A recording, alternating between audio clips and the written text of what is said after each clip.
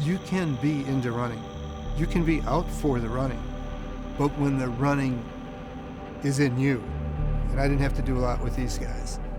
They'll honor me, of course, and say that Coach led the way, but they did a lot of leading. They ran to live. They lived to run.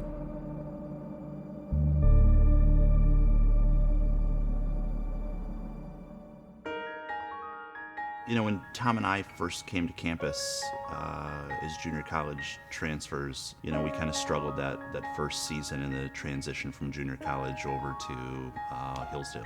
So in '92 was my senior season. It was the last opportunity for me as a cross-country runner in college. It was all about purpose, and we knew exactly what we wanted to do. Every day we actually exposed what our training was, and we showed everybody what we were doing, and we were responsible for that. The foundation was so much about team chemistry, and that really started that year when Coach told us we're all hopping in vans in August and going up to Hartwood Pines out in the middle of the sticks, and some kids had camped and some had never camped, and we went out and we trained on tank trails. We had an environment where we were living and breathing the sport. The easiest day of the week, we used to joke at Hillsdale, is the meet day. You've done all this volume, and now you're just like, oh, I'm so glad it's Saturday. Like, I just got it. All I have to do is race.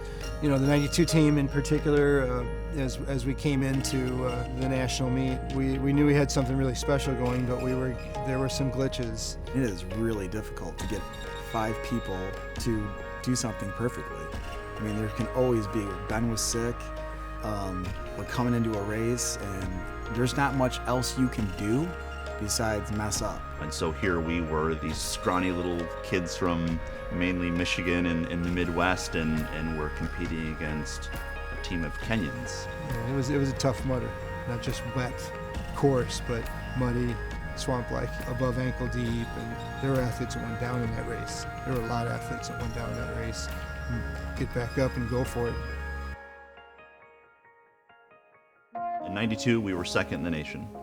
In 1993, the team was third, and in 1994, they once again were second in the nation. For me, as far as coach goes, I think there was just so much love. I think one, he wanted to create an environment of success long-term. He's developed quite a dynasty here in his time, but I think he also wanted to develop young men. I never thought about the school's motto all that much, you know, Virtus Tentamine Gaudae, but when I look back now as we're older in the march that we took, the idea that strength rejoices in the challenge, we all cared deeply about that.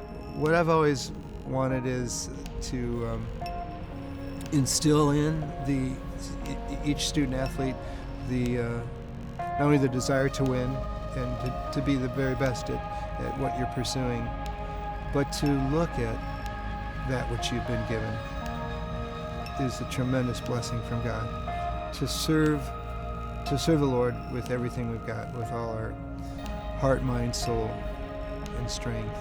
It was never really about me and the glory, it was just about the team, and we weren't supposed to do that. That was kind of one of those days where when you get all done and you're really smiling from ear to ear and everything came together. It was a great day. You know, I was gonna be all in, and I was all in because they were inspiring me, and they were. They were definitely all in.